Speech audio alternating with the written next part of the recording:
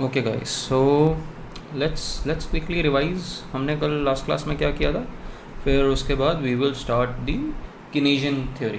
ठीक है, so a small revision of 10 minutes where we will quickly revise our concepts कि हमने क्या क्या किया था. देखो, हमने शुरुआत करी थी क्लासिकल मॉडल से.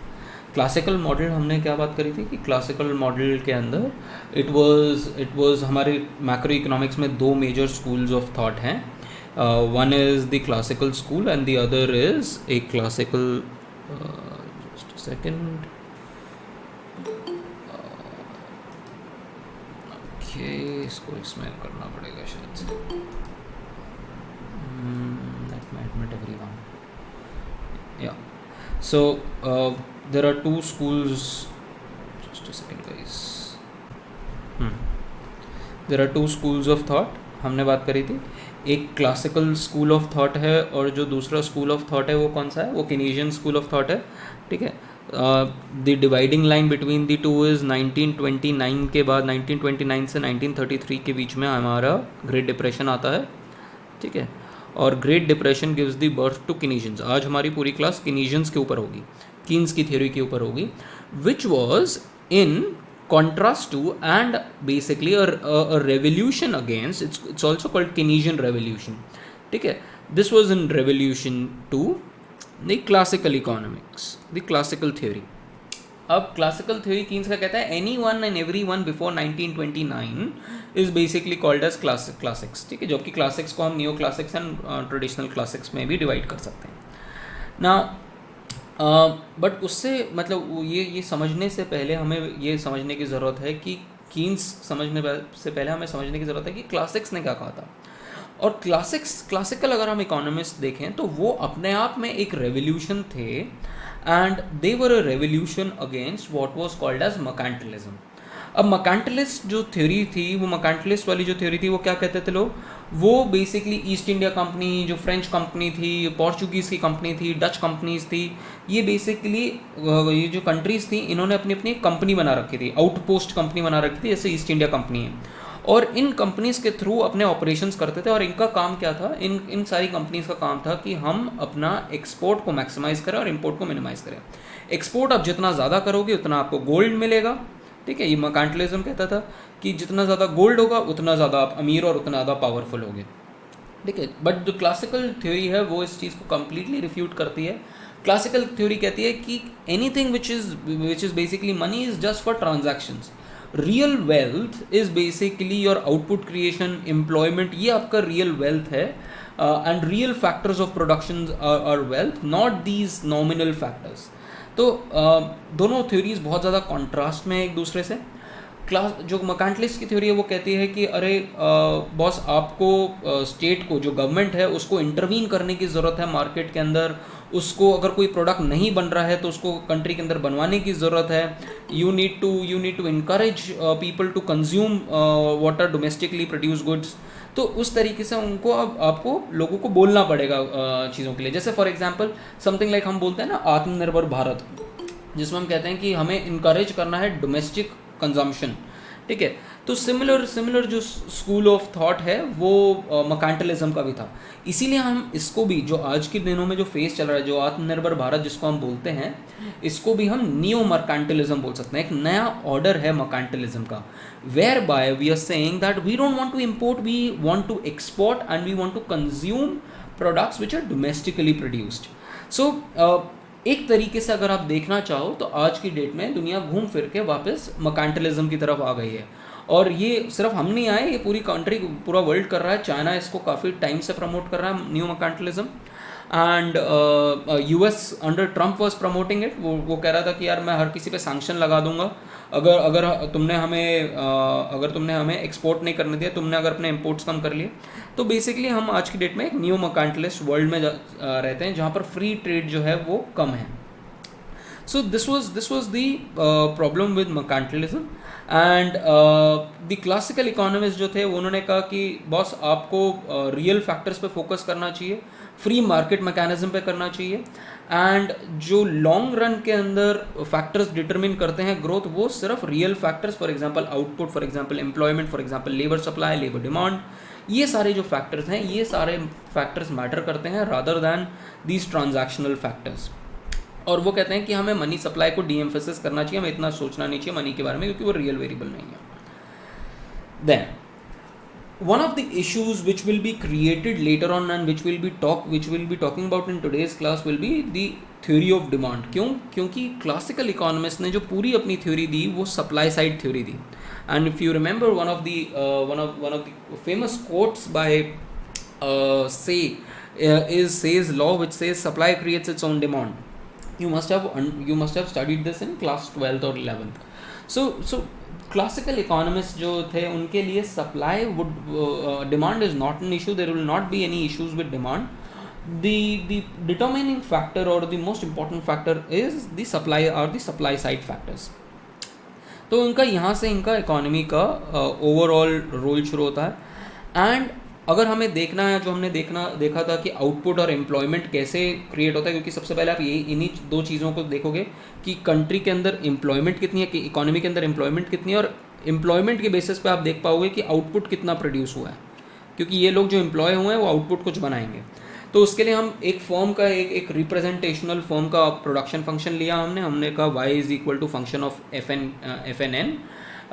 KNN। के हमारा शॉर्ट रन के अंदर कांस्टेंट है, सिर्फ दैट मीन्स लेबर पे डिपेंड करता है कि आउटपुट कितना होगा। और इसी फंक्शन के थ्रू हमने marginal productivity of labour curve को भी डिराइव किया था।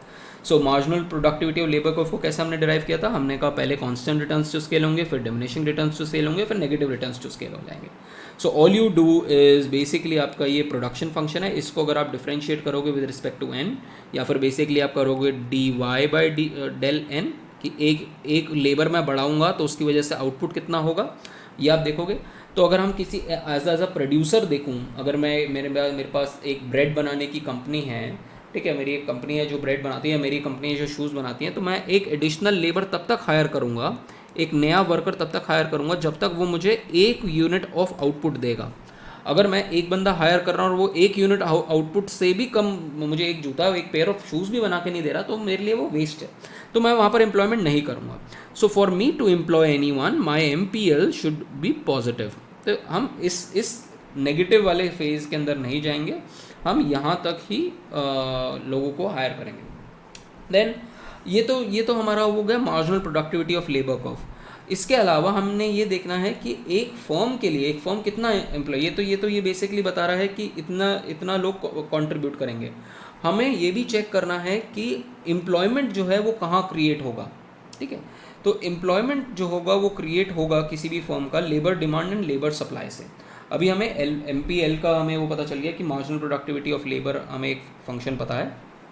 अब हमें ये देखना है कि एक पर्टिकुलर फर्म जो है वो कब तक प्रोड्यूस करेगी और कब तक डिमांड करेगी लेबर।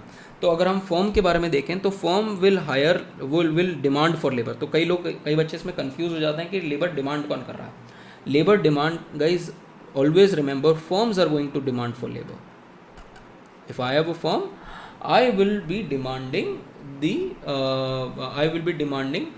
लेबर। अब मैं लेबर कब तक डिमांड करूँगा? मेरे पास एक लिमिट होगी ना लेबर डिमांड करने की, तो मैं तब तक डिमांड करूँगा जब तक मेरा मार्जिनल रेवेन्यू और मार्जिनल कॉस्ट सेम ना हो जाए। दैट मीन्स मैं अगर मैं देखूँगा कि एक जूता, अगर मैं एक बंदा हायर करता हूँ, सपोज मैंने एक एक्स्ट्रा जना हायर किया, वो मुझे कितना रेवेन्यू दे रहा है ultimately.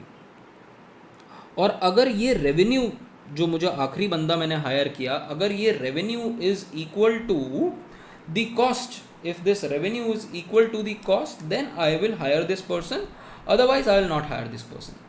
Just second guys,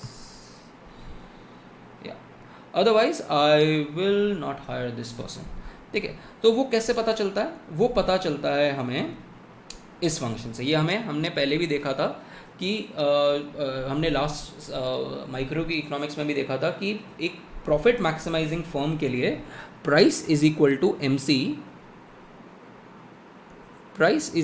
MC is the equilibrium, ठीक है।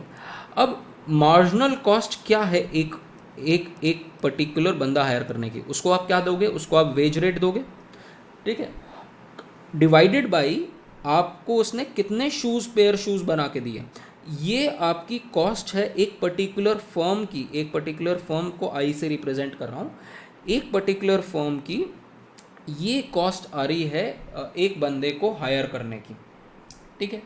तो जब ये cost will be equal to price, क्योंकि in case of perfect competition price is also equal to M R is equal to A R. तो हमारा perfect competition में you have a flat line, तो हम इसको प्राइस से equate कर देंगे, this will be equal to price, क्योंकि ये आपका हमारा price is equal to M C में पता है। और यहाँ से हमारे पास ये इक्विलिब्रियम आ गया, लेबर डिमांड का इक्विलिब्रियम आ गया, which is equal to marginal productivity of labour of firm I is equal to W by P. जहाँ पर ये इक्विलिब्रियम सेट हो जाएगा वहाँ पर हम उतनी लेबर हायर करेंगे। So if you go about this particular diagram, तो ये हमारा लेबर एम पी एन का कर्व था, और हमारे पास ये डब्ल्यू बाई पी सपोज 8 है, तो ये हमारे ये कर्व जा रही है, तो जहाँ पर ये इंटरसेक्ट करा इतनी लेबर मैं डिमांड करूँगा। So remember guys, this is demand for labour. ये हमारी हाफ पिक्चर हुई थी। Apart from that we saw the supply of labour curve. Supply of labour curve हमने कैसे देखा था? सप्लाई ऑफ लेबर कर्व हमने देखा था through your leisure and labour का मैट्रिक्स। बेसिकली आप कितने घंटे आप एंजॉय करना चाहते हो और कितने घंटे आप काम करना चाहते हो। तो उसके लिए we saw this curve. Let me just quickly erase this and show it to you again. तो आप 24 घंटे आपके पास हैं, ये आपके लिए गुड है, ठीक है। आप इसको कंज्यूम करना चाहते हो, और आपका जो प्राइस है वो आपके रियल वेज है, ठीक है। जितने घंटे आप कंज्यूम करोगे उतनी आपको कम पैसे मिलेंगे, ठीक है। जितना इसके पास जाओगे, फॉर एग्जांपल आपने 24 के 24 घंटे आपने एंजॉय किया, तो क्या हुआ? आपकी इनकम जो हो गई वो ज़ीरो हो गई, ठीक है। तो to earn a little bit, just a second guys, this system is not responding.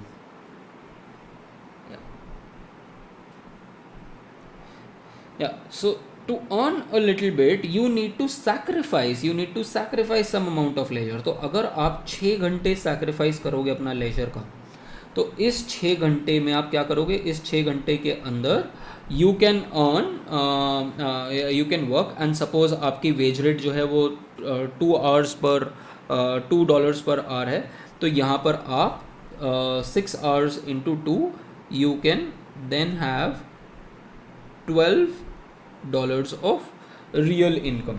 और अगर कोई बंदा सपोज कोई क्रेजी बंदा जो कह रहा है मैं 24 के 24 घंटे काम करूँगा, तो आप $2 इंटू 24 आवर्स आप मैक्सिमम $48 कमा सकते हो, ठीक है।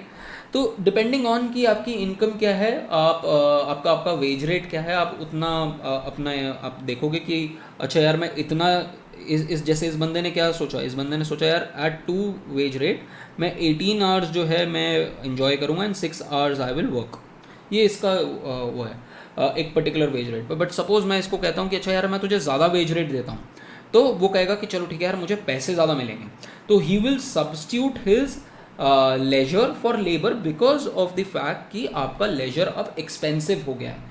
जितने ज़्यादा आप घंटे लेजर करोगे उतना आप पैसा कमाना जो है वो कम कर लोगे।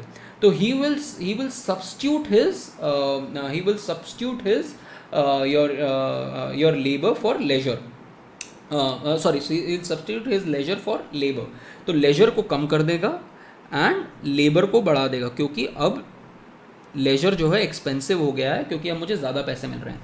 तो देखो यहाँ से पॉइंट ए से वो बंदा पॉइंट बी पे चला गया, जहाँ पर अब वो 8 आवर्स काम कर रहा है, ठीक है।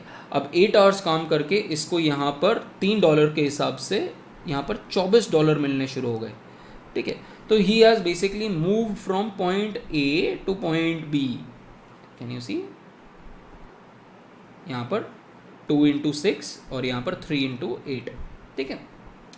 फिर उसके बाद एक और पॉइंट आया कि यार मैं तुझे और पैसे देता हूँ तो वो थोड़ा सा और काम कर लेगा, बट एक टाइम आएगा जब he will not be able to substitute. वो कहेगा कि यार मेरे पास जितने पैसे हैं मैं पहले उतना तो एंजॉय कर लूँ। तो जब तक आपका substitution effect is greater than your income effect, तब तक तो ये कर्व जो होगा वो इस तरीके से बढ़ेगा। आपका अपवर्ड स्लोपिंग सप्लाई कर्व जिसको हम बोलते हैं वो यहाँ तक होगा। उसके बाद you might have done this in micro economics. उसके बाद ये आदमी क्या करेगा? उसके बाद ये कहेगा कि यार और पैसे दोगे तो मैं कम काम करूँगा, ठीक है। मुझे इंजॉय भी करना है, मुझे जो पैसा कमाया है मैं उसको कहाँ लेके जाऊँगा, ठीक है।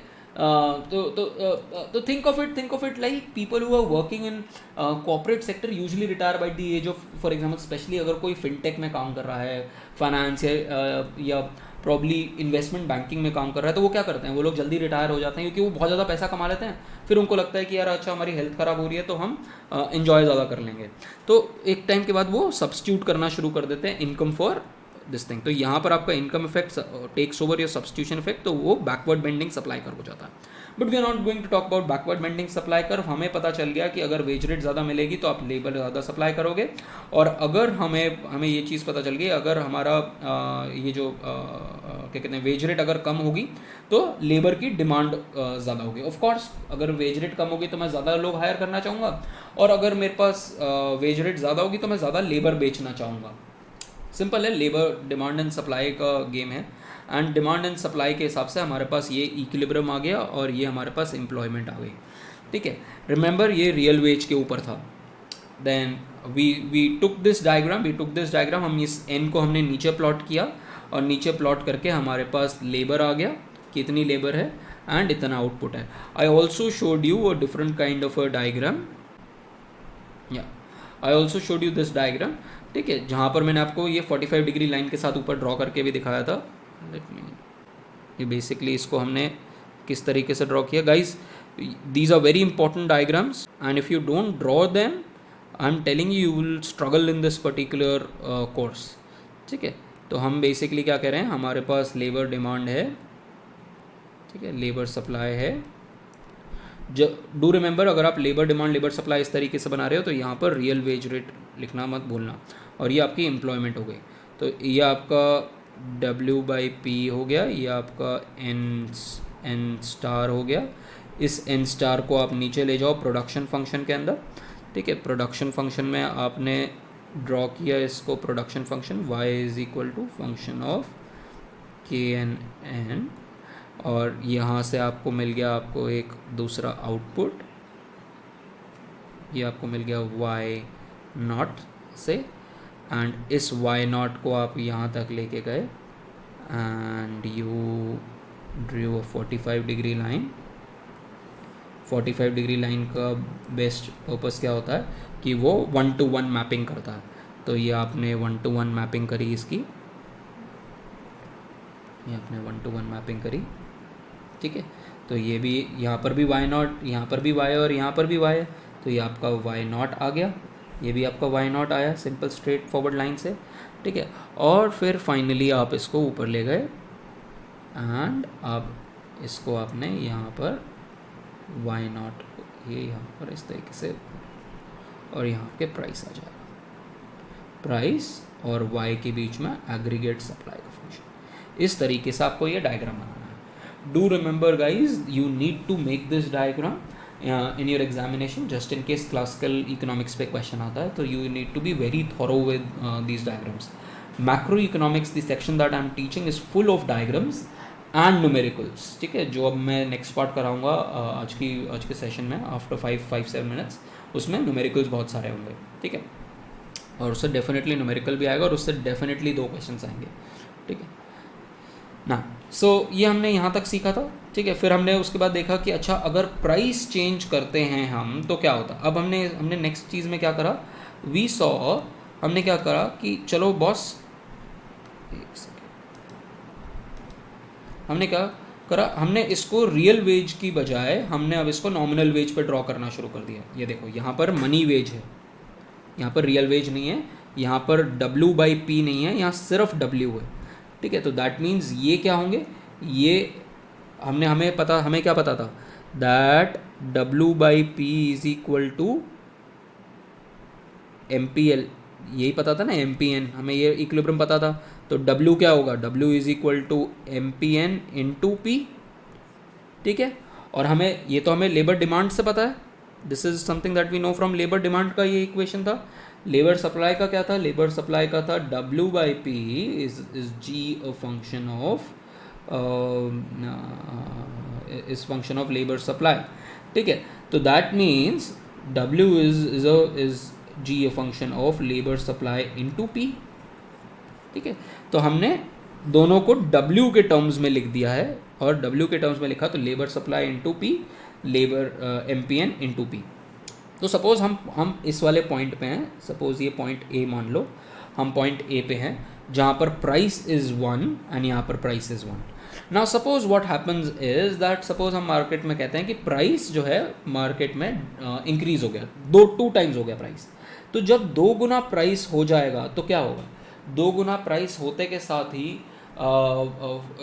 एम्प्लॉयर को क्या लग रहा है, एम्प्लॉयर को लग रहा है कि यार मेरे जूतों का प्राइस बढ़ गया तो मुझे और ज़्यादा लेबर की ज़रूरत है, तो उसकी लेबर की जो डिमांड है वो इंक्रीज़ हो गई है। ठीक है, उसकी लेबर की जो डिमांड है वो इंक्रीज़ हो गई है, शिफ्ट हो गई है बिल्कुल यहाँ से यहाँ। ठीक है, तो क्योंकि उसकी लेबर की डिमांड शिफ्ट हो गई है इसलिए अब वो ज़्यादा लेबर हायर करना चाह रहा है। उसकी इस वेज रेट पे, इस प्रिवेलिंग वेज रेट पे वो कह रहा है मुझे इतनी लेबर चाहिए। ठीक है, but if you see what has happened in case of labour supply, इन लोगों को लग रहा है कि यार प्राइसेस मार्केट में बढ़ गए हैं, ठीक है, बट मेरी वेज रेट नहीं बढ़ी है, तो मेरी जो इफेक्टिव रियल परचेजिंग पावर है, इट्स समथिंग लाइक कि आपकी सैलरी सेम है बट मार्केट में हर चीज़ एक्सपेंसिव हो गई है, तो आप जो चीज़ खरीद सकते हो वो तो नहीं खरीद पाओगे। तो दैट मीन्स आपको लगा कि यार मैं तो गरीब हो गया as compared to previous salary. तो बिकॉज प्राइस इंक्रीज हो रहा है इसीलिए अब मैं कहूँगा कि यार पिछले वाले प्राइस पे तो, इसी वाले प्राइस पे तो मैं इतना नहीं कर सकता हूँ, मैं इतनी सप्लाई नहीं कर सकता हूँ। तो ये कहेगा कि बॉस मैं तो इतना ही सप्लाई करूँगा। तो लेबर डिमांड इतनी है, लेबर सप्लाई वो कह रहे हैं कि बॉस मैं लेबर सप्लाई इतनी करूँगा इस पर्टिकुलर प्राइस पे। तो लेबर सप्लाई कर्व लेफ्ट में शिफ्ट हो गया, लेबर डिमांड कर्व राइट में शिफ्ट हो गया। तो इतना डिमांड और सप्लाई के बीच में गैप आ गया। तो जब डिमांड ज़्यादा होती है और सप्लाई कम होती है तो क्या होता है guys, come on basic economics, जब भी डिमांड ज़्यादा होती है सप्लाई कम होती है तो क्या होता है,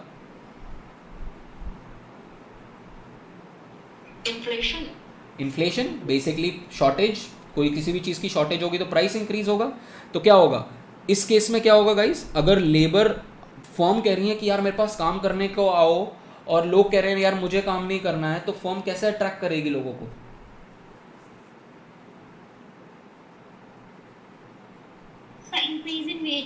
इंक्रीज इन वेज रेट्स, बिल्कुल सिंपल है। तो फिर फर्म को क्या करना पड़ेगा, रीनेगोशिएट करेंगे, ये कहेंगे चलो ज़्यादा वेज ले लो, ज़्यादा वेज ले लो, ज़्यादा वेज ले लो, वो कहेगा चलो ठीक है मैं ज़्यादा काम कर लेता हूँ, ज़्यादा काम कर लेता हूँ, ज़्यादा काम कर लेता हूँ। अल्टीमेटली वो इस पॉइंट पे पहुँच जाएंगे जहाँ पर वेज रेट एग्जैक्टली डबल हो गई है। और एग्जैक्टली डबल होने का मतलब क्या हुआ कि आपकी प्राइसेस भी 2 टाइम्स हो गए, वेजेस भी 2 टाइम्स हो गए, तो रियल वेज तो आपकी सेम हो गई W/P। ठीक है, इसी डायग्राम को we explained it through this. There is a reason guys I'm doing all this revision because I know that this is the technical part. You need to have very clear understanding of these issues. तो देखो हमारी real veg वहीं पे 2 P1 is equal to W1P1, और ये इसी point पे पहुंच गए और हम यहाँ से यहाँ पहुंच गए, और बट हमारा आउटपुट बिल्कुल भी चेंज नहीं हुआ, हमारा आउटपुट सेम लेवल पे ही है अभी भी। और उसका मतलब कि हम सेम आउटपुट पे ही हैं, सेम आउटपुट पे डबल प्राइस करने के बाद भी हम सेम आउटपुट पे हैं। प्राइस डबल हो गया बट आउटपुट सेम Y0 पे ही रहा। इसीलिए हम कहते हैं कि हमारा जो फैक्टर्स हैं वो सप्लाई साइड फैक्टर्स, कोई भी चीज़ अगर labour demand curve, real labour demand curve and real labour supply curve को इम्पैक्ट करेगी तभी उसका इम्पैक्ट आउटपुट पे आए, एम्प्लॉयमेंट पे आएगा। और अगर किसी चीज़ का इम्पैक्ट एम्प्लॉयमेंट पे आया फिर ही उसका इम्पैक्ट आउटपुट पे आएगा।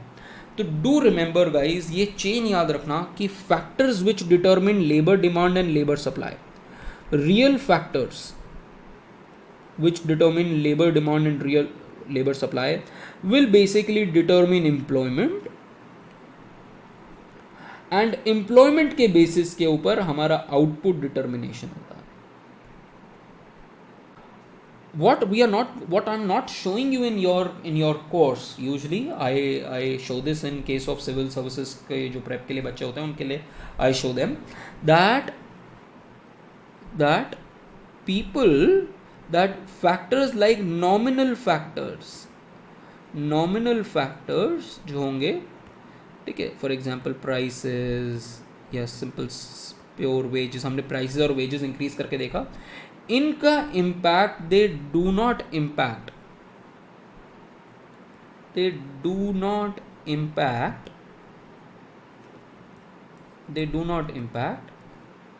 employment, and because they do not impact employment, they do not impact output.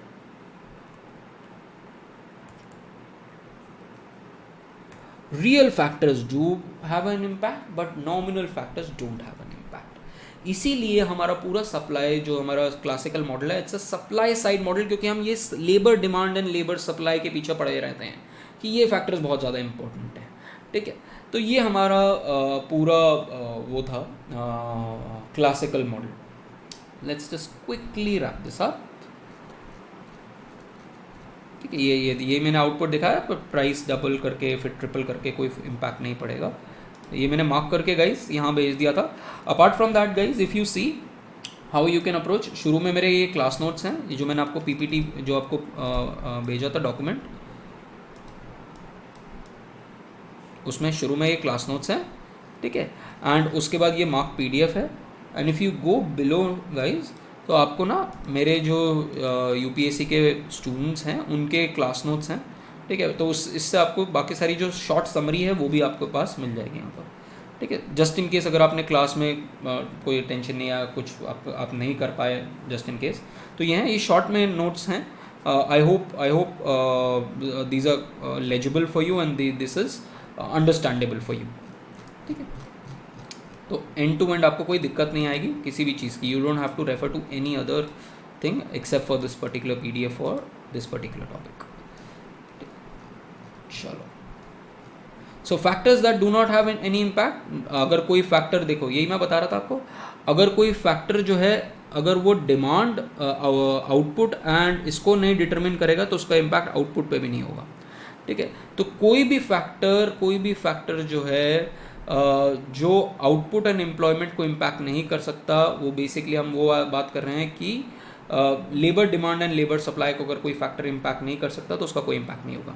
तो for example factors like quantity of money, level of government spending, demand for investment goods, ठीक है। तो ये जो फैक्टर्स बोल रहे हैं ना, ये जो सारे फैक्टर्स हैं, ये सारे फैक्टर्स अभी हम कीन्स में बात करेंगे। ये कह रहा है कि बेसिकली गवर्नमेंट स्पेंडिंग का कोई रोल नहीं होगा, गवर्नमेंट एक्सपेंडिचर का कोई रोल नहीं होगा, इन्वेस्टमेंट का कोई रोल नहीं होगा इसके अंदर, सिर्फ सप्लाई साइड फैक्टर्स ही डिटरमिन करेंगे। गवर्नमेंट की टैक्स पॉलिसी का कुछ रोल हो सकता है, बट वो आपके कोर्स में नहीं है, क्योंकि गवर्नमेंट की टैक्स पॉलिसी का रोल कुछ डिस्पोजेबल इनकम पे भी पड़ सकता है और उसकी वजह से सप्लाई ऑफ लेबर कर्व भी शिफ्ट हो सकता है, इसलिए उसका इम्पैक्ट पड़ सकता है। बट अपार्ट फ्रॉम दैट और किसी चीज़ का इम्पैक्ट नहीं होगा। So this is what we have understood, ठीक है। Do remember the two cardinal things of classical economics कि आपकी जो प्राइसेस हैं वो परफेक्टली फ्लेक्सिबल हैं। ये परफेक्टली फ्लेक्सिबल का मतलब क्या होता है गाइस? ये परफेक्टली फ्लेक्सिबल का मतलब होता है कि आपको कोई दिक्कत नहीं हुई इस वेज रेट से यहाँ वेज रेट पे पहुँचने में, ठीक है। जैसे ही प्राइसेस बढ़े आपने वेज रेट अपनी बढ़ा दी, इसको बोलते हैं perfectly flexible market and auction market की यहाँ पर labour supply, labour demand labour supply से ज़्यादा थी, तो इस शॉर्टेज ऑफ लेबर का ऑक्शन हुआ। ऑक्शन का मतलब क्या होता है? जो बेचना होता है। ऑक्शन मार्केट बिल्कुल परफेक्ट है, एकदम से क्लियर कर गई मार्केट, ठीक है। सो ये जो दो फैक्टर्स हैं, labour market and product markets are characterise by auction markets and perfect information है सबके पास, जिसकी वजह से आपकी मार्केट्स जो हैं वो क्लियर कर जाएंगी एंड आपका एएस कर्व जो होगा, एग्रीगेट सप्लाई कर्व जो होगा, वो अपवर्ड स्लोपिंग होगा, ठीक है। Any doubts in the classical model guys? Any doubts anyone? I am assuming guys कि everything is clear. Let's move on to the Keynesian model, ठीक है। कीनेसियन मॉडल हम 2 क्लासेस में कवर करेंगे। आज की क्लास में हम आधा चैप्टर कंप्लीट करेंगे एंड नेक्स्ट क्लास में we will complete the rest of the chapter, ठीक है। So just before starting Keynesian guys, let me take a 2 minute break. I will just take a sip of water and then come back, फिर हम वापस start करते हैं, ठीक है। Now, coming to guys, your income and spending and Keynesian model. Keynesian model जो हम करेंगे वो हम करेंगे एक हमारी जो बुक है डॉन फिशर, उसका chapter number 9, 10 and half of 11th chapter, ठीक है। ये हमारे कोर्स के अंदर है। इफ़ यू सी दिस, हमने क्या किया है अभी तक, ये देखो, हमने chapter number 2 and chapter number 3 Freud का हमने पढ़ लिया है। मैंने इनफैक्ट आपको ये पूरे के पूरे सिर्फ सेकंड एंड थर्ड नहीं, मैंने आपको पूरा चैप्टर ही पढ़ा दिया because I wanted to give you that amount of clarity. Now what we will be doing, so guys just see कि आपको 36 से 45 ही करना है, but I have given you a lot of clarity about these particular chapters. Now what we have to do is chapter 9, 10 and 11 का हम सिर्फ first के 20 पेजेस ही करेंगे, बट चैप्टर नंबर 9 पे हम कुछ किनेशियंस को इंट्रोड्यूस करेंगे। चैप्टर नंबर 10 में हम IS एंड LM मॉडल पे चले जाएंगे, ठीक है। ये बहुत ही ज़्यादा इंपॉर्टेंट चैप्टर है, इससे एक न्यूमेरिकल भी आपका फिक्स्ड है और इससे एक थ्योरी क्वेश्चन भी फिक्स्ड है आपका। थ्योरी क्वेश्चन भी 100% इससे आएगा, न्यूमेरिकल भी आएगा, और ये फिस्कल एंड मॉनेटरी पॉलिसी के ऊपर है। Fiscal policy and monetary policy, जो आप RBI की आप देखते हो मॉनेटरी पॉलिसी, और जो गवर्नमेंट ऑफ इंडिया ने फॉर एग्जांपल पिछले 1-1.5 साल में फिस्कल पॉलिसीज़ करी हैं, हम वो सारी पॉलिसीज़ भी इन टर्म्स ऑफ उनका थियोरेटिकल एप्लीकेशन क्या है, हम उसको फिगर्स में और डायग्राम्स के थ्रू कैसे एनालाइज कर सकते हैं, हम वो देखेंगे इन दी 11th chapter. If time permits, I will complete the entire chapter as well, but that depends on how many classes that we can have. So I need 2 classes for chapter number 9, I need 2 classes for chapter number 10, maybe 3 classes for 10, and at least a class for chapter number 11. So I need these classes, around 6 to 7 classes for this to be over. Okay, that's why I'm keeping a class on Thursday as well, because I want to wrap up chapter number 9. Now let's do this chapter number 9. Let's start with this, क्योंकि ये हमें किनेशियन model को build करना सिखाएगा कि किनेशियन model का basics क्या है और ये किस चीज़ के ऊपर मॉडल है, ठीक है। Again this chapter has been marked and highlighted. I will send you this PDF maybe on Saturday और संडे, क्योंकि मुझे पूरा PDF अपने जो स्टूडेंट्स हैं उनसे नोट्स भी लेने हैं, ठीक है। UPSC वाले स्टूडेंट्स से नोट्स लेके उसको अटैच करके I send it to you. Then now if you talk about Keynesian model guys, Keynesian जो कीन्स की जो थ्योरी है, आपको ये समझने की ज़रूरत है कि वो किस बैकग्राउंड में। कीन्स के टाइम पे ग्रेट डिप्रेशन था। 1929 से 1933 के बीच में वर्ल्ड में ग्रेट डिप्रेशन है। ग्रेट डिप्रेशन की सिचुएशन क्या होती है? It is a situation of what is called as glut, ठीक है। ग्लट की सिचुएशन क्या है कि मार्केट में प्रोडक्ट बना हुआ पड़ा है बट कोई खरीदने को राज़ी नहीं है, ठीक है। तो मार्केट में किस तरीके से अब जो क्लासिकल्स थे उन्होंने क्या कहा था कि बॉस डिमांड की चीज़ तो भूल ही जाओ, डिमांड आप सामान बना के रख दो, बिग अपने आप पे जाएगा। जो मैंने आपको एग्जांपल दिया था दिल्ली में मोमोज़ का, जो एग्जांपल है कि दिल्ली में क्या है, आप मोमोज़ में आप कोई भी जानवर उठा के डाल दो, दिल्ली वाले जो लोग हैं सब खा जाएंगे, ठीक है। तो सेम चीज़ क्लासिकल्स के बारे में थी कि don't worry about supply, there will never be a deficiency of supply. आपके मोमोज़ जो हैं वो 20 रुपये में 20 से लेके 100 रुपये का एक मोमो भी बेचोगे तो भी वो बिक जाएगा, ठीक है। तो ये हमारी फिलॉसफी थी क्लासिकल इकोनॉमिक्स की। बट कीन्स ने in the background of great depression इन्होंने रियलाइज़ किया कि जो आपका एग्रीगेट सप्लाई कर्व है वो इस तरीके से नहीं है। Aggregate supply curve in case of great depression वो समथिंग लाइक दिस, कि डिमांड बेसिकली सप्लाई, आपकी मार्केट, आपकी फैक्ट्रीज जो हैं बिल्कुल खाली पड़ी हुई हैं, आप जितना चाहे प्रोड्यूस कर सकते हो, बट लोग मांग ही नहीं रहे हैं। आज की डेट में इफ़ यू इमेजिन गाइज, कौन बाहर जाके इस वक्त मोमोज खाएगा? कोई नहीं खाएगा। क्यों? Everyone is scared about Covid, कि पहले जाके पता नहीं क्या सैनिटेशन हो, किस तरीके से क्या चीज़ मिल रही है। तो उसकी वजह से सप्लाई तो एग्जिस्ट कर रही है बट कोई डिमांड नहीं कर रहा है, डिमांड बहुत कम है। तो डेफिशिएंसी ऑफ डिमांड की जो जहाँ पर बात होती है वहाँ पर कीन्स की थ्योरी आती है। कीन्स की थ्योरी रिवॉल्व्स अराउंड एंड बिल्कुल एग्जैक्टली ऑपोजिट है, एटलीस्ट अर्ली कीनेशियंस। ये जो कीन्स की थ्योरी मैं आपको बता रहा हूँ ये अर्ली कीनेशियंस हैं। इसके बाद कीनेशियंस की लेट कीनेशियंस भी आते हैं, न्यू कीनेशियंस भी आते हैं जिन्होंने अपनी थ्योरी रिवाइज करी है। बट जो अर्ली कीनेशियंस हैं वो कहते हैं कि यार बॉस, हम मेजर जो प्रॉब्लम है वो डेफिशिएंसी ऑफ डिमांड की है, कि investment demand and consumption demand जो है वो कम हो जाता है। इन केस ऑफ ग्रेट डिप्रेशन या कोई भी ऐसा सिचुएशन जब आती है मार्केट के अंदर, और तब गवर्नमेंट की इंटरवेंशन की ज़रूरत है, ठीक है। तो if you remember classical economist क्या कहते हैं, क्लासिकल कहते हैं बॉस गवर्नमेंट की तो कोई ज़रूरत ही नहीं है आपको, गवर्नमेंट इज़ यूजलेस, आप गवर्नमेंट का काम सिर्फ उन मार्केट्स के अंदर है जहाँ मार्केट ऑपरेट ठीक से नहीं कर सकती हैं, ठीक है। बट ये लोग कहते हैं कि यार सिचुएशन ऐसी अगर हो डिप्रेशन जैसी, तो मार्केट में गवर्नमेंट का रोल बहुत ज़्यादा इंपॉर्टेंट हो जाता है। To give you an example, Covid की सिचुएशन के अंदर government of India undertook major fiscal reforms, fiscal policy. तो जैसे for example there was this scheme प्रधानमंत्री,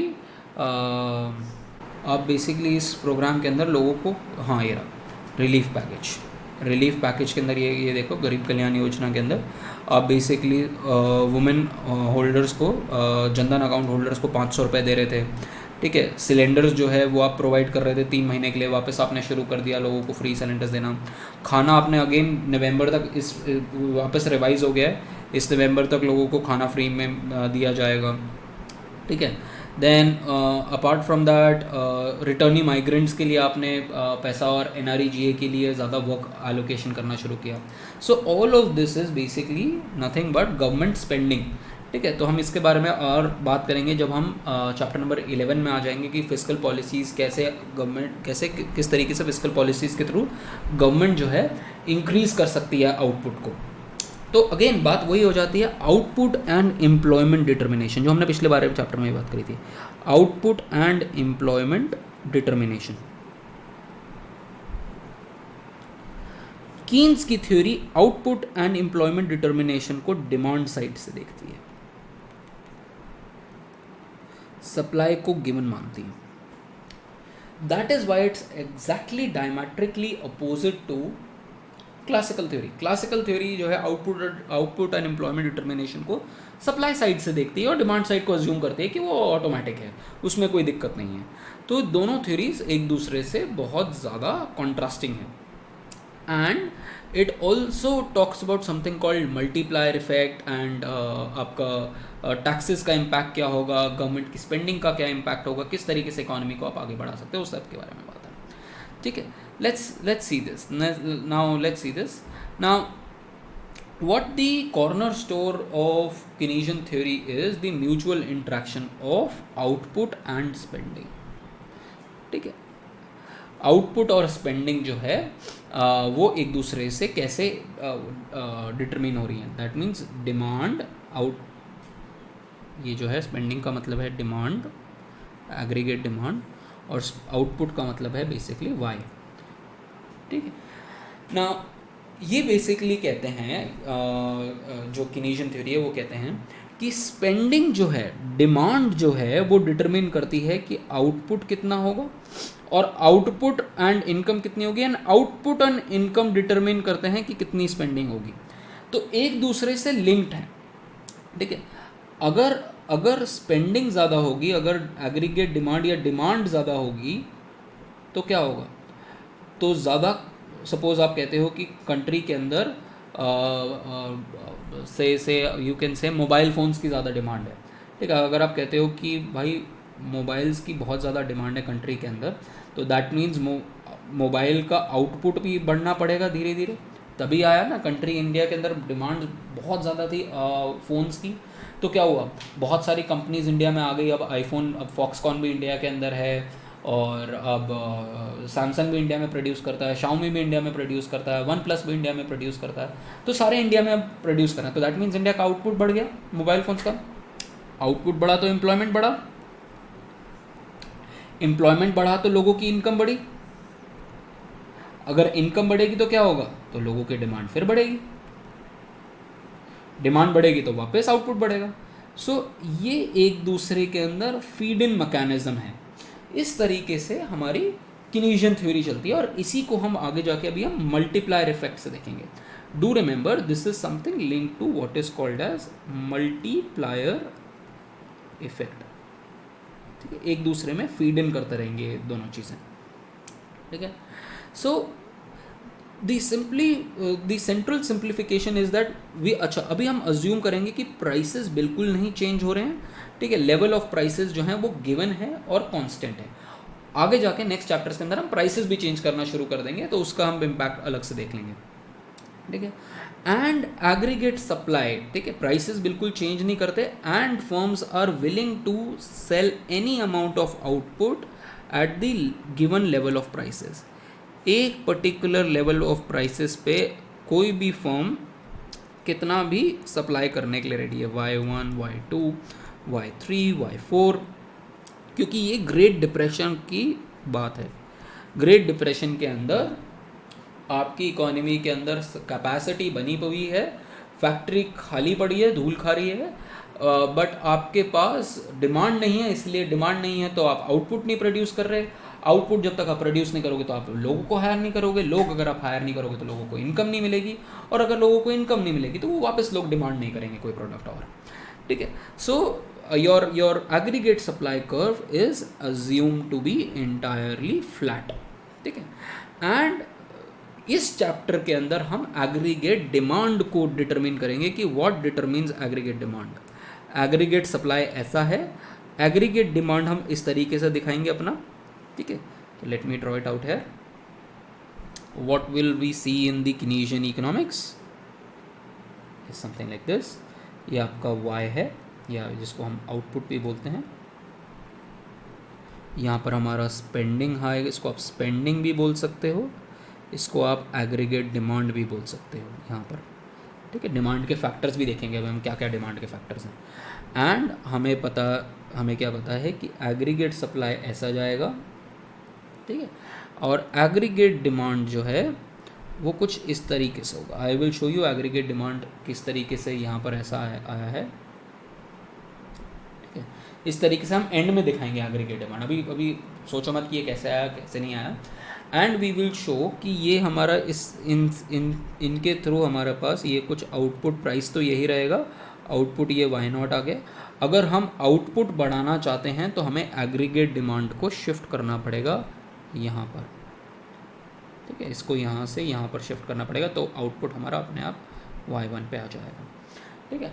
और यही एग्जैक्टली गवर्नमेंट ऑफ इंडिया आज की डेट में कर भी रही है कि एग्रीगेट डिमांड को किसी तरीके से पुश कर करके आप कंट्री का GDP, ये output is nothing but GDP। हमने देखा था ना कि value of goods and services produce in an economy in a particular year is basically और GDP। तो आप GDP कैसे बढ़ा पाओगे? GDP आप बढ़ा पाओगे अगर आप किसी तरीके से डिमांड को इंक्रीज कर पाओ मार्केट के अंदर, for now, at least for now, ठीक है। तो ये एनालिसिस हम कीन्स का ये जो एनालिसिस है वी आर गोइंग टू सी, ठीक है। इन टर्म्स ऑफ डायग्राम्स अभी हम और भी थोड़ी बहुत चीज़ें देखेंगे जिससे हमें aggregate supply and aggregate demand के बारे में पता चलेगा। There is a different diagram all together which we will see a diagram like this guys. We will see a diagram like this where you have this 45-degree line which is basically y is equal to AD वाली line है। ये 45-degree line है। ये basically जितना आप demand करोगे उतनी आपकी सप्लाई हो जाएगी। यहाँ पर भी तो यही बात है ना कि जितना आप डिमांड करोगे उतनी आपकी सप्लाई बन जाएगी। तो उसी लाइन को हम इसको 45-degree लाइन से हम कंपेयर करके दिखा रहे हैं। Basically it's the same thing and we will show, don't worry about it, अभी मैं ये प्रूव करूँगा। We will show that there is something called an aggregate demand function, ठीक है। इसको हम दिखाएंगे कि ये C+I+G+NX कुछ है। ये हमारे 4 मेजर स्पेंडर्स होते हैं जब हम इकोनॉमी को प्रोडक्शन, जब हम इकोनॉमी को इनकम स्पेंडिंग साइड से देखते हैं, डिमांड साइड से देखते हैं, तो हमारे पास ये 4 मेजर होते हैं: consumption, income, government expenditures and net exports. इन चारों चीज़ों के बारे में हम और पढ़ेंगे, और जहाँ पर ये मीट कर रहा है वहाँ पर हमारे पास आउटपुट आ जाएगा, ठीक है। So we will see all of this. ये अभी हम ये सारी चीज़ें देखेंगे, और ये कैसे बनता है पूरा शेड्यूल एग्रीगेट डिमांड का, ये कैसे फॉर्म बनता है, ये सारी चीज़ें हम देखेंगे। इसका शेप ऐसा क्यों है, इनके स्लोप्स ऐसे क्यों हैं, ये सारी चीज़ें हम देखेंगे। ना let's because now we have introduced all of this, ठीक है। We will see what we will also see in this chapter. What is the key finding in this chapter? Because of the feedback between spending and output. ये हमने देखा ना, feedback, spend ज़्यादा करोगे तो उसका इम्पैक्ट आउटपुट पे होगा, आउटपुट का इम्पैक्ट एम्प्लॉयमेंट पे होगा, एम्प्लॉयमेंट का इम्पैक्ट वापस डिमांड पे होगा। An increase in autonomous spending. Autonomous spending का मतलब क्या होता है कि अलग से किसी ने आके पुश दे दिया, ठीक है, मॉडल के अंदर डिटरमिन नहीं है, अलग से आके, फॉर एग्जांपल गवर्नमेंट ने इसको बोलते हैं हेलीकॉप्टर मनी भी कई बार बोलते हैं हम टेक्निकल इकोनॉमिक्स में, कई बार इसको हेलीकॉप्टर मनी बोलते हैं कि इट्स लाइक हमारे घर के ऊपर से हेलीकॉप्टर जा रहा है और वो पैसा फेंक रहा है, हमें फ्री में पैसा दे रहा है। तो जो ट्रम्प की गवर्नमेंट ने किया, जो बाइडन की गवर्नमेंट ने किया कि हर एक को यूएस में कह रहे हैं हर एक को कि भैया तुम $50 $100 ले लो पर हफ्ते का और स्पेंड करो, बैठ के आराम से स्पेंड करो इकोनॉमी में। इसको हम कई बार इकोनॉमिस्ट में, द इकोनॉमिस्ट जो मैगजीन था उसके अंदर एक बार ये मेंशन आया था हेलीकॉप्टर मनी। तो इट्स समथिंग लाइक कि हेलीकॉप्टर छोड़ के आप पैसा लोगों को फेंक रहे हो। उसका इम्पैक्ट इन्फ्लेशन पे हो सकता है, but that's a different thing all together, जो हम बाद में कंसिडर कभी डिबेट कर सकते हैं। देन तो हम क्या कर रहे हैं कि basically increase in government purchases या increase in government expenditures can further increase aggregate demand, और उसका इम्पैक्ट किस चीज़ पे होगा, ठीक है। और बाकी जो इंटरेस्ट ऑन प्राइसेस का इम्पैक्ट है वो हम नेक्स्ट चैप्टर के अंदर देखेंगे। Now let's see aggregate demand करता कौन है। बेसिकली इकोनॉमी के अंदर डिमांड कहाँ कहाँ से आती है।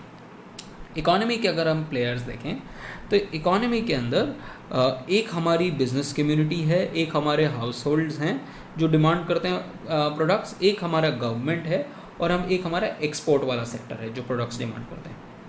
सो गुड्स आर डिमांडेड। गुड्स कौन कौन डिमांड करता है? जब हम एग्रीगेट डिमांड के बारे में बात कर रहे हैं तो बेसिकली हम बात कर रहे हैं कि कौन कौन इकोनॉमी के अंदर डिमांड करेगा गुड्स।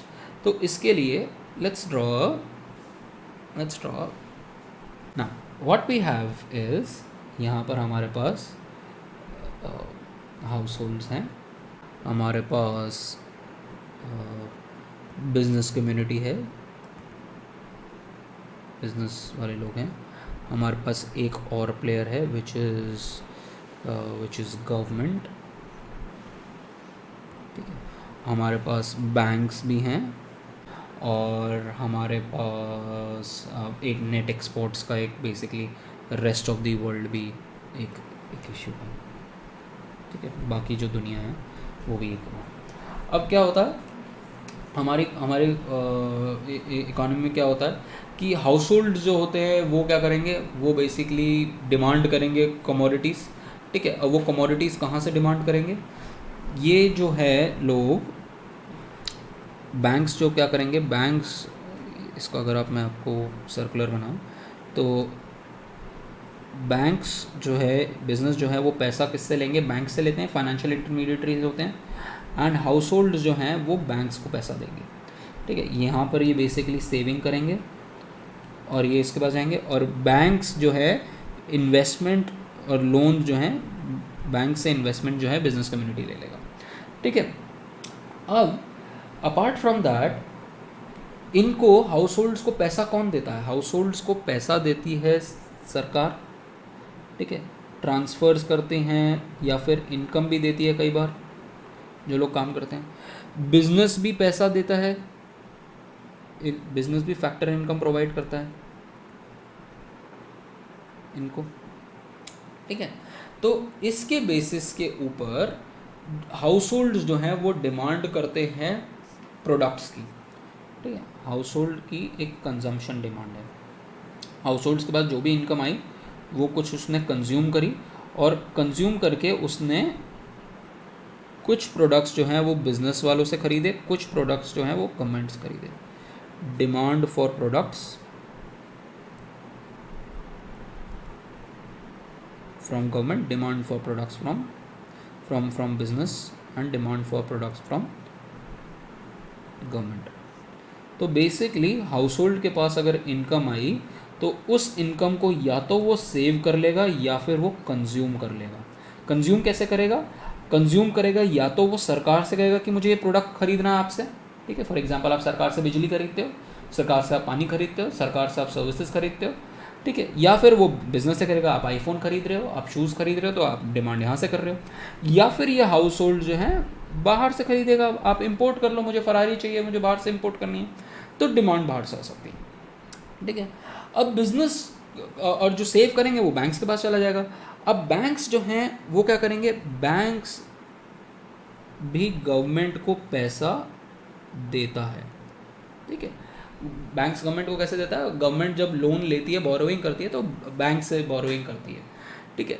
तो अब गवर्नमेंट ने क्या की, अब बिजनेस के बारे में बात करते हैं। बिजनेस को क्या चाहिए, बिजनेस को चाहिए इन्वेस्टमेंट। हाउस होल्ड जैसे कंजम्पशन की डिमांड कर रहे हैं, बिजनेस जो है वो इन्वेस्टमेंट की डिमांड कर रहा है, ठीक है। अब इन्वेस्टमेंट की अगर वो डिमांड करेगा तो वो क्या कहेगा, बैंक से पैसा लेगा, नहीं तो सरकार से पैसा लेगा, ठीक है, नहीं तो रेस्ट ऑफ द वर्ल्ड से पैसा ले लेगा इन्वेस्टमेंट की डिमांड, ठीक है। तो यहाँ से आ सकता है for example external commercial borrowing, ये भी एक तरीके की बोरोइंग होती है। तो बैंक, ये जो बिजनेस कम्युनिटी है वो इन्वेस्टमेंट के लिए डिमांड करेगी। गवर्नमेंट जो है वो डिमांड कर सकती है, वो रेस्ट ऑफ द वर्ल्ड से भी डिमांड कर सकती है, पैसा ले सकती है, ठीक है। और गवर्नमेंट जो है बिजनेस से भी कई बार टैक्सेस लेती है, हमसे भी टैक्सेस लेती है, ठीक है। और उनके थ्रू गवर्नमेंट ऑफ इंडिया जो है वो भी डिमांड फॉर प्रोडक्ट्स करती है। वो government of India house hold से उसकी सर्विसेज खरीद रही है, क्या कहते हैं, बिजनेस कम्युनिटी से उसकी सर्विसेज खरीद रही है। For example government of India ने ये आरोग्य सेतु ऐप बनवाई, तो बेसिकली किसी बिजनेस कम्युनिटी को उसने बोला होगा कि यार मुझे ऐप बना के बेच दो, तो रेस्ट ऑफ द गवर्नमेंट भी जो है कंजम्पशन करती है ऑफ गुड्स एंड सर्विसेज, ठीक है। Similarly rest of the world से हम इंपोर्ट और एक्सपोर्ट करते हैं, तो वो भी एक डिमांड फॉर सर्विसेज हो जाती है, नेट डिमांड फॉर सर्विसेज हो जाती है। तो इस तरीके से हमारी पूरी इकोनॉमी लिंक्ड है with each sector link to each other. Now ये मैंने इसलिए बताया आपको क्योंकि यहाँ पर जब हम बात करेंगे, यहाँ पर हम 4 सेक्टर्स के बारे में अभी बात नहीं करेंगे, हम एक्चुअली 3 सेक्टर्स के बारे में बात करेंगे। But we need to see that demand is in four basically buckets. एक कंजम्पशन डिमांड है, दूसरा डिमांड फॉर इन्वेस्टमेंट है, तीसरा गवर्नमेंट की डिमांड है ऑफ गुड्स एंड सर्विसेज, और चौथा नेट एक्सपोर्ट्स की डिमांड है। कहाँ से डिमांड आती है गुड्स की, हाउ कंजम्पशन के लिए डिमांड आ जाती है, इन्वेस्टमेंट के लिए डिमांड आ जाती है, गवर्नमेंट की डिमांड आ जाती है, और नेट एक्सपोर्ट्स की डिमांड आ जाती है। नेट एक्सपोर्ट्स का मतलब होता है एक्सपोर्ट्स माइनस इम्पोर्ट्स, ठीक है। तो ये आपका टोटल, ये आपका एग्रीगेट डिमांड है। और हमें पता है कि हमारा जो आउटपुट है, हमारा जो एग्रीगेट सप्लाई है वो बिल्कुल फ्लैट है, तो जो आपका एग्रीगेट डिमांड होगा उतना ही एग्रीगेट सप्लाई आपको मिल जाएगा, क्योंकि एग्रीगेट सप्लाई तो बिल्कुल एग्जैक्टली फ्लैट है। तो बेसिकली इसीलिए हमारा इक्विलिब्रियम लेवल पे y is equal to AD हो जाता है, because you are in a great depression kind of a economy where at same price जितना मर्जी आप डिमांड करोगे उतना आपको मिल जाएगा, ठीक है। एंड अगर बेसिकली अगर आपका एग्रीगेट, अगर आपका सप्लाई ज़्यादा है, this y minus AD is basically unplanned inventory. Unplanned inventory उसको IU से लिखते हैं, IU का मतलब होता है अनप्लैंड इन्वेंट्री। तो दैट मीन्स आपका आउटपुट, अगर अनप्लैंड इन्वेंट्री जो है वो ग्रेटर दैन 0 है, कुछ तो होती है इन्वेंट्री जो होती है 2 तरीके की होती है। इन्वेंट्री का क्या मतलब होता है, जो आपने प्रोड्यूस करके गुड्स अपने पास रखे हुए हैं कि यार ये मैं अगले साल बेचूंगा, ठीक है। आपने ज़्यादा जानबूझ के ज़्यादा प्रोड्यूस करा है कि जब मुझे मार्केट में प्रोडक्ट्स लाने होंगे तो मैं ये वाले प्रोडक्ट्स लेके रख लूँगा, ठीक है। फॉर एग्जांपल कोई एक आप दुकान में जाते हो तो वो दुकान खाली तो होती नहीं है, कि आप दुकान में गए तो वो बिल्कुल दुकान खाली पड़ी हुई है, और जब आप मांग रहे हो तो वो इधर उधर से प्रोडक्ट जो है वो सोर्स कर रहा है। तो रादर दैन दैट हर एक बंदा जो है वो क्या करता है, वो कुछ अमाउंट ऑफ गुड्स अपनी दुकान में स्टोर करके रखता है, डिपेंडिंग कि क्या बिक जाएगा क्या नहीं बिकेगा। तो हर आदमी एक इन्वेंट्री रखता है अपने पास, ठीक है। तो वो होती है प्लान्ड इन्वेंट्री। इन्वेंट्री 2 तरीके की होती है, planned inventory and unplanned inventory, ठीक है। तो आज की डेट में गाइज अगर आप मार्केट में जाओगे, किसी भी सरोजनी अगर मार्केट में जाओगे या किसी भी मार्केट में जाओगे, तो आपको क्या दिखा नजर आएगा, प्लान्ड इन्वेंट्री कि अनप्लान्ड इन्वेंट्री? क्या नजर आएगा गाइज आपको दुकानों में जाके?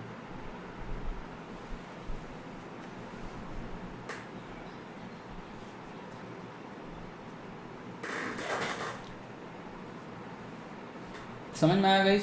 इन्वेंट्री का कंसेप्ट समझ में आया कि मैं कितने गुड्स अपनी दुकान में डिस्प्ले पे रखना चाहता हूँ बेस्ड ऑन कि मेरा कितना सामान बिक जाता था पास्ट में, तो मैं इतना सामान अपना इतना स्टॉक रखना चाहता हूँ।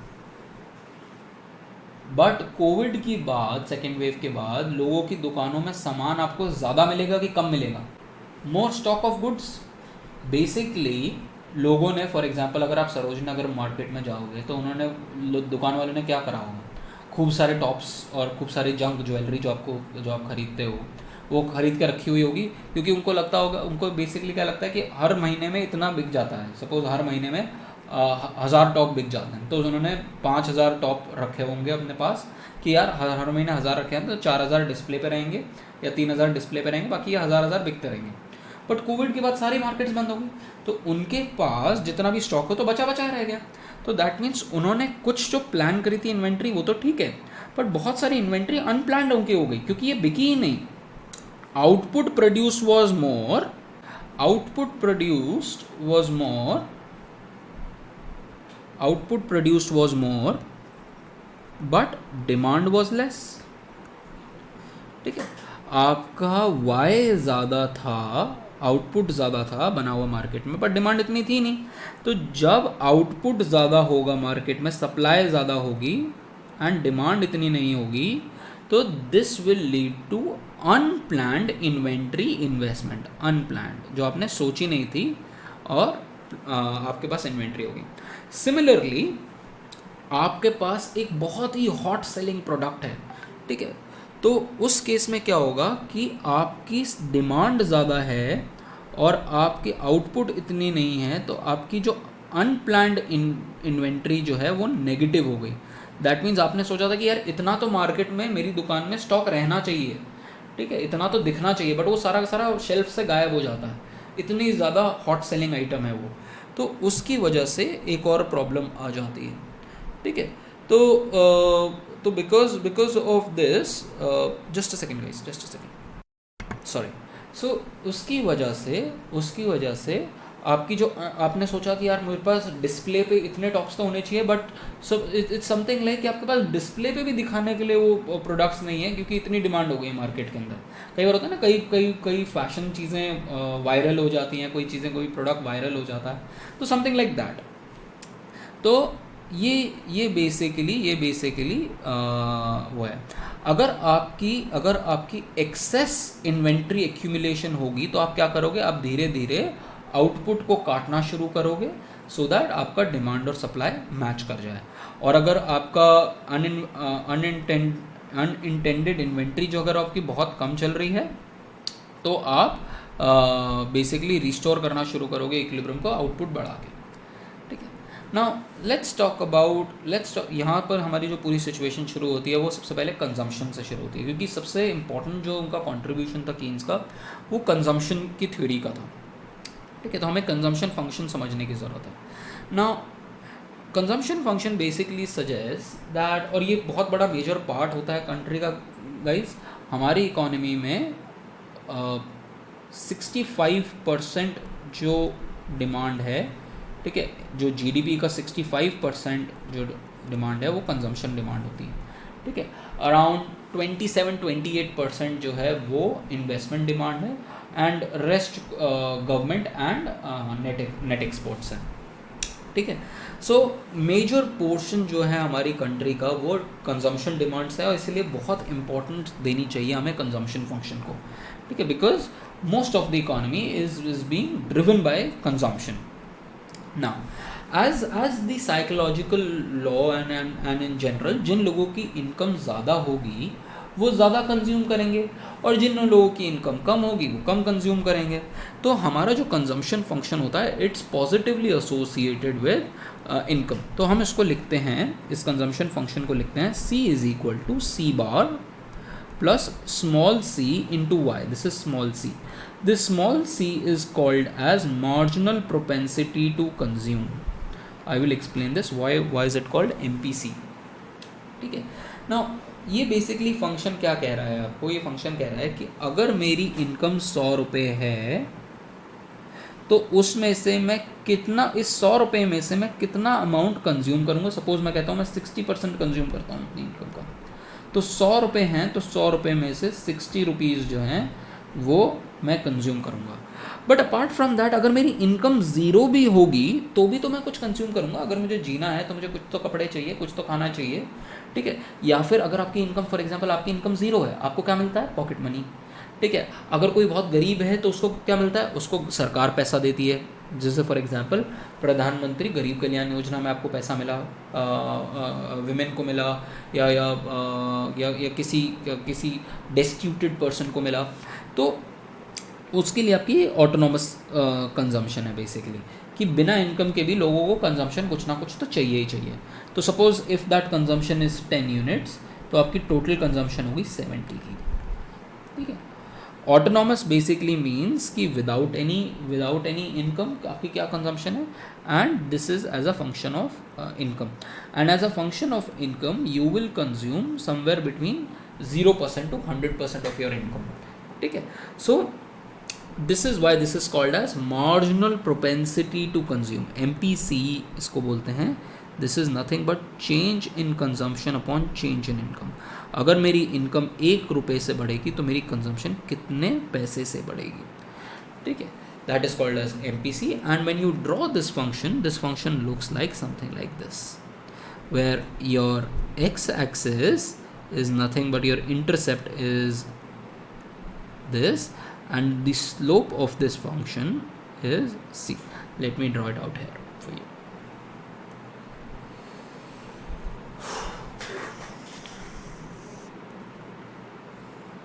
This is your income, this is your consumption, this is my function, this portion is my C bar, autonomous consumption, कि बिना इनकम के, ये देखो यहाँ इनकम ज़ीरो है, बिना इनकम के भी मैं इतना कंज्यूम कर रहा हूँ, ठीक है। और उसके बाद मेरी इनकम जब बढ़ती है, उसके बाद जो मेरी इनकम बढ़ती है, अगर मेरी इनकम 1 यूनिट से बढ़ी तो मेरी कंजम्पशन कितने यूनिट से बढ़ी, मेरी कंजम्पशन कितने यूनिट से बढ़ी, this is basically nothing but small c, ठीक है, MPC, ठीक है। तो इसको हम कंजम्पशन फंक्शन बोलते हैं। We write this as C is equal to C bar plus small c into Y, see my cursor itself, या, ठीक है। तो ये इसको हम मार्जिनल प्रोपेंसिटी टू कंज्यूम बोलते हैं, and this is what is being shown है। एंड जो इनकम कंज्यूम नहीं हुई वो क्या हुआ, वो सेव हो गई। So basically if you have to see the savings function, अगर आप सेविंग्स का फंक्शन देखना चाहो तो that will be minus C bar plus 1 minus C into Y. जो इनकम कंज्यूम नहीं हुई, ठीक है, वो सेव हो जाएगी, और एक लेवल होगा जब विदाउट इवन इनकम आप कुछ अमाउंट आप क्या कहते हैं, आप नेगेटिव सेविंग्स में होंगे। तो इट इज़ समथिंग लाइक, ये आपका ज़ीरो है, तो बिना इनकम के भी आपकी कुछ सेविंग होती है। तो इस तरीके से हम अपना सेविंग फंक्शन बनाते हैं, ठीक है। तो हम बेसिकली देखना चाह रहे हैं आप कितना सेव करोगे। तो सपोज़ अगर आप 60% अपनी इनकम का सेव कर रहे थे, 0.6 सेव कर रहे थे, तो दैट मीन्स 0.4 जो है वो 0.6 अगर आप कंज्यूम कर रहे थे, तो ये जो है आप सेव कर रहे हो। तो 1 minus small c is equal to small s, which is equal to, तो इसको हम लिख सकते हैं s is equal to minus C bar plus small s into Y. This small s is called as marginal propensity to save, कि अगर मेरी income एक रुपये से बढ़ेगी तो मेरी सेविंग कितने से बढ़ेगी, इसमें हमें पता चल गया 40 पैसा से बढ़ेगी, ठीक है। तो बेसिकली एक दूसरे के ऑपोजिट होते हैं। Now this is what the function अभी हमने क्रिएट जो करा है, वो ये फंक्शन क्रिएट किया है, एंड ये हमने AD is equal to Y, मैंने आपको बताया कि ये 45 डिग्री लाइन होगी। तो अभी हमने यहाँ तक की बात करी, but apart from that you have other function. ये देखो saving is equal to, saving क्या होती है, इनकम में से कंजम्पशन हटा दोगे तो सेविंग हो जाएगी। हमने अभी उसमें भी बात करी थी कि लोग या तो अपनी इनकम को सेव करेंगे या कंज्यूम करेंगे, और तो कुछ करेंगे नहीं।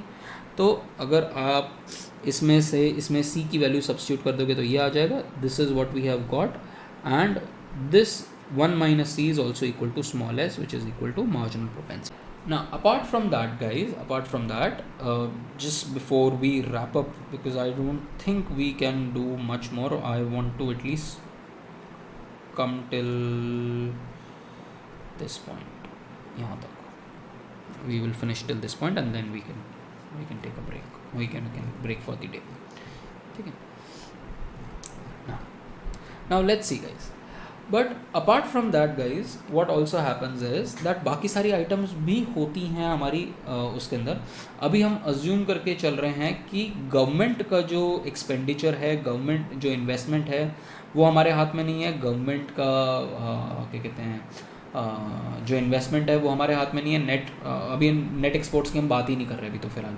ठीक है, सपोज वी इंट्रोड्यूस, अभी तक हमने सिर्फ कंजम्पशन के बारे में बात करी थी. Now let us add new dimensions. तो अब न्यू डिमेंशंस कैसे ऐड, क्या क्या ऐड कर रहे हैं. Suppose we add the dimension of investment, government spending, taxes and foreign trade to our model. ठीक है, ये हम कह रहे हैं ऑटोनॉमस हैं और बेसिकली इंडिपेंडेंट ऑफ इनकम है, बाहर से कहीं से मिल जाता है हमें.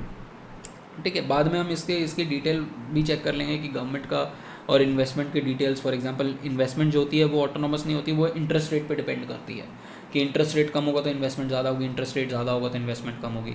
ठीक है, तो अभी ये वाली चीज़ें हम बाद में इन डिटेल हम देखेंगे. फ़िलहाल what we are doing is we are just taking 4 things. ठीक है, और वो 4-5 चीज़ें क्या हैं. हमने गवर्नमेंट की जो स्पेंडिंग है उसको हम कांस्टेंट लेके चल रहे हैं, उसको ऑटोनॉमस. इसका मतलब होता है कोई भी चीज़ के ऊपर अगर डैश लगा हुआ है ना तो वो ऑटोनॉमस है. That means it does not depend on anything else. This is exogenous. Exogenous, कोई भी चीज़ के ऊपर अगर डैश लगा हुआ है ना गाइस तो उसका नंबर एक्सोजेनस है. फॉर एग्जांपल सी के ऊपर हमने डैश लगाया था तो ये एक्सोजेनस कंजम्पशन थी, या जिसको हम बोलते हैं ऑटोनॉमस.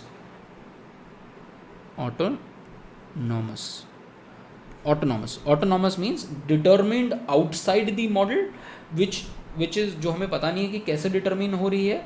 एक्सोजेनस, उसको उसी को हम एक्सोजेनस भी बोलते हैं. ठीक है, तो ये बाहर से हमें कहीं से आ रही है, हमें नहीं पता है कि ये कंजम्पशन कैसी है और ये किस चीज़ पे डिपेंड करती है. सिमिलरली हम इन्वेस्टमेंट को भी ऐसे ही ट्रीट करेंगे, हम गवर्नमेंट स्पेंडिंग को भी ऐसे ही ट्रीट करेंगे, टैक्सेस को भी ऐसे ही ट्रीट करेंगे, ट्रांसफर्स को भी ऐसे ही ट्रीट करेंगे और नेट एक्सपोर्ट्स को भी ऐसे ही ट्रीट करेंगे. But let's see the concept guys. The concept is कि आप जो है आपके पास जो इनकम होती है वो कहाँ से आती है. इनकम जो होती है वो डिपेंड करती है कि आपने कितने पैसे कमाए माइनस आप से टैक्सेस सरकार ने कितने ले लिए. To give you an example, government pays me 90,000 rupees, 93,000 rupees per month, but it also takes 10,000 rupees from me as tax. तो ये मुझे अपनी डिस्पोजेबल ये मुझे एक कंसेप्ट होता है डिस्पोजेबल इनकम. डिस्पोजेबल इनकम मतलब नेट टेक होम इनकम कितनी है आपके पास, नेट आपके पास पैसे कितने आते हैं. तो इट इज़ समथिंग लाइक कि मेरे पास ये मुझे पैसा मिला, इतना सरकार ने मुझसे टैक्स ले लिया, बट इतना मुझे रेवेन्यू भी दिया. ठीक है, ट्रांसफ़र भी दिया. फॉर एग्जांपल गवर्नमेंट आपको सब्सिडी देती है, कई बार गरीब लोगों को सब्सिडी, तो हम ओवरऑल इकोनॉमी में भी देखेंगे ना, तो गरीब लोगों से टैक्सेस कम ले रही है, उसको सब्सिडी ज़्यादा दे दिया, और अमीर लोगों से टैक्सेस ज़्यादा ले रही है और उसको सब्सिडी कम दे रही है. ठीक है, तो उस तरीके से हम सब्सिडी का अमाउंट ट्रांसफ़र, जिसको हम बोलते हैं ट्रांसफ़र्स. ठीक है, तो हमने इनकम में से टैक्सेस माइनस कर लिया और ट्रांसफ़र प्लस कर लिया, तो हमारे पास बेसिकली आ जाता है डिस्पोजेबल इनकम. ठीक है, और हमारी जो कंजम्पशन है वो डिस्पोजेबल इनकम पे डिपेंड करती है रादर दैन एब्सोल्यूट इनकम. तो हमारे जो फंक्शन होता है वो इस तरीके से लिखा जाता है. ठीक है, तो हमने बेसिकली y की जगह हम लिखेंगे वाई डी इज, इसको हम कई बार ऐसे भी लिखते हैं, Y D is equal to Y minus taxes plus transverse.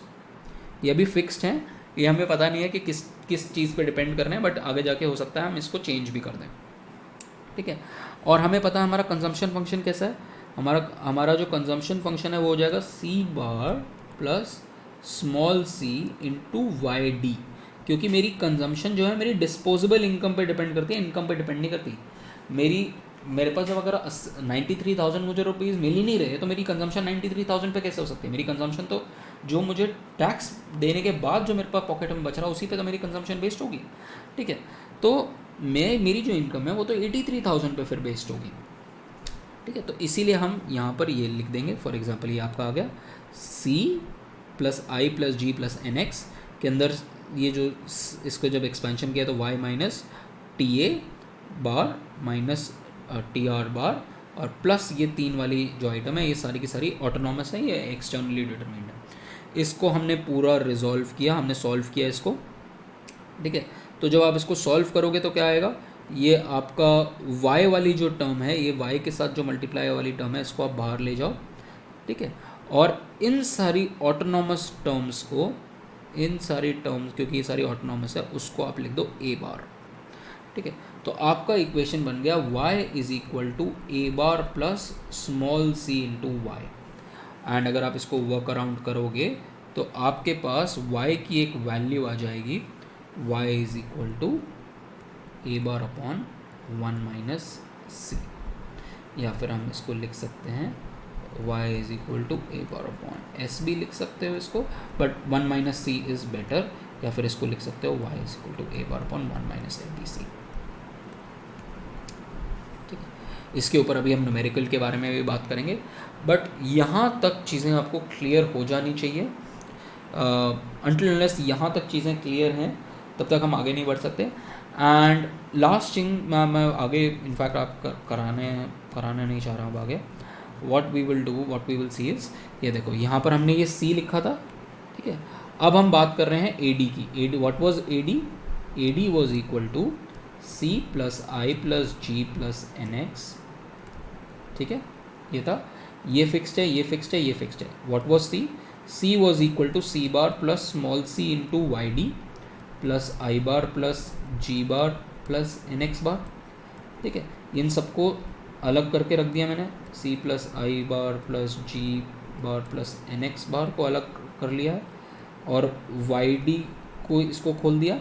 इसको खोल के क्या लिखा, प्लस C इंटू, ये क्या होता है हमारा y minus transfers minus taxes plus transfers, ठीक है। तो ये हमारे पास हो गया। तो ये जो टर्म है इसके साथ हम ऐड कर देते हैं, तो C bar plus I bar plus G bar plus N X bar minus small c into T A bar plus small c into T R bar. ये सारी की सारी टर्म्स जो बार वाली हमने एक साथ कलेक्ट कर ली, plus small c into Y is equal to Y, ठीक है, because A D is equal to Y भी है, ठीक है। अब हमें कुछ नहीं करना, इस y, इस वाली टर्म को मैं यहाँ ले जाऊँगा तो क्या हो जाएगा, ये हो जाएगा y minus C Y is equal to, और इन सारी टर्म्स को मैंने लिख दिया a बार। तो ये हो गया 1 minus C into Y is equal to A bar and y is equal to A bar on 1 minus C, ठीक है। बट AD की वैल्यू क्या है? AD की वैल्यू इज, अगर मैं AD देखूं तो क्या है, AD is equal to A bar plus small C Y, तो ये A bar plus small C Y आ गया। तो इन दोनों के बीच में डिफरेंस क्या होगा guys? What is the difference between these two? Can someone tell me mathematically इनके बीच में डिफरेंस क्या है? ये गैप क्या दिखा रहा है? लास्ट चीज गाइस फॉर टुडेज क्लास, ये गैप क्या है? कम ऑन गाइस, ये गैप क्या है? अरे गाइस ये सी वाई है, ये भी सी वाई है, तो इन दोनों के बीच में डिफरेंस ए बार ही तो है। ये वर्टिकल डिफरेंस क्या होगा? ए बार होगा ना। What is A bar? A bar is nothing but investment autonomous consumption plus autonomous investment plus autonomous government expenditure plus net exports autonomous minus C into autonomous taxes plus C into autonomous transfers, यही तो है। समझ में आया guys ये चीज़? और यहाँ पर जहाँ AD और AS मैच कर रहे हैं वहाँ पर आपको ये आउटपुट मिल जाएगा, और ये आपको AD मिल गई। और ये आउटपुट की वैल्यू डिटरमिन करने के लिए आपको कुछ नहीं करना, हम देखेंगे हमारे पास इसकी वैल्यू अगर आपको मैं दे दूँ कि ये है, आपको मैं बता दूँ स्मॉल c कितना है, तो बस आपको ये दोनों वैल्यूज़ पुट करके आपको ये वाई नॉट मिल जाएगा कितना।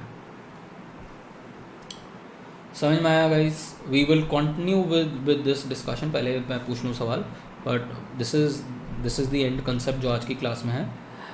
This is just the starting of the maths guys, starting of the numericals. It is going to get much deeper in terms of more equations, in terms of मुश्किल नहीं है, but अगर आपका ये part week रह जाएगा तो you will not be able to understand the next part at all, ठीक है? So you have to be very sure of कि आपको ये चीज़ समझ में आ जाए, ठीक है? Any doubts guys?